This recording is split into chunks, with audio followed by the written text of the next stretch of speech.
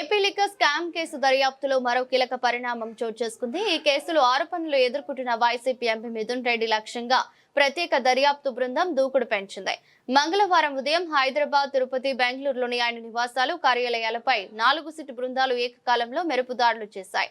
ప్రస్తుతం హైదరాబాద్ లోని నివాసంలో మిథున్ రెడ్డిని అధికారులు ప్రశ్నిస్తున్నట్లు సమాచారం.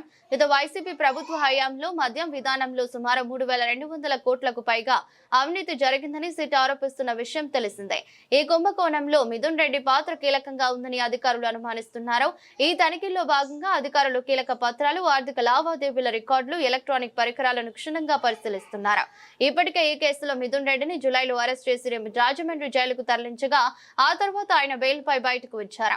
కేసు విచారణలో భాగంగా గతంలోనూ విచారించారు. సిట్ అధికారులు చేసిన 300 పేజీల ఛార్జ్ షీట్ లో మిథున్ రెడ్డిని 4వ నిందితుడిగా చేర్చారు.